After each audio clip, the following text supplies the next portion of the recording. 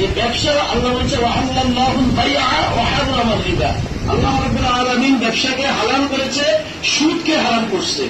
যেখানে আপনি শ্রম দিবেন, যেখানে ইনভেস্ট এবং শ্রম আছে, ওই জিনিসটাই হালাল। ওখানে বুঝে আসছে, ইনভেস্ট এবং শ্রম আছে।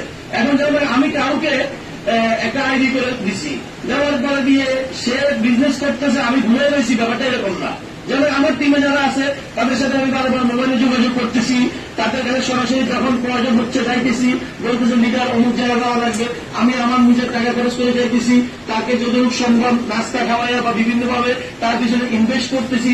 একসময় সে একটা প্রোডাক্ট কিনার বা টাকা নাই, আমি তাকে দিচ্ছি, ধরেন আপনি নেন, বিক্রি করেন, ব্যবহার করেন। তাহলে এখানে যে আমার ইনভেস্ট, এটার কারণেই এই ব্যবসাটা হালাল। এটার কারণে হালাল।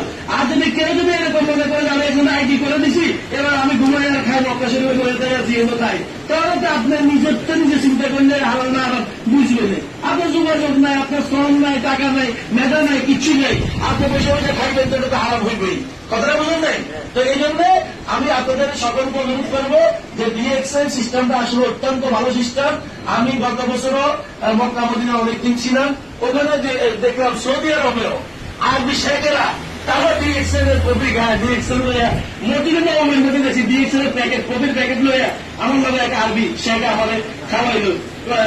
ও আরবি বলতেছে এটা ছিল, আমি তো এটা ডায়মন্ড, তুই আমার কিছু নেই, আমি আরবিতে বলতেছি, তুমি আমার কিছু নেই, আমি তো এটা ডায়মন্ড। কথা বুঝছেন? তার আমি 4 মাসে যদি ডায়মন্ড অর্জন করতে পারি, আপনারা পারেন না ইনশাআল্লাহ?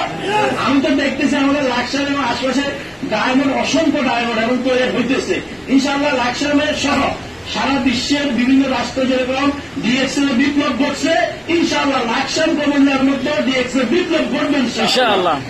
ধন্যবাদ।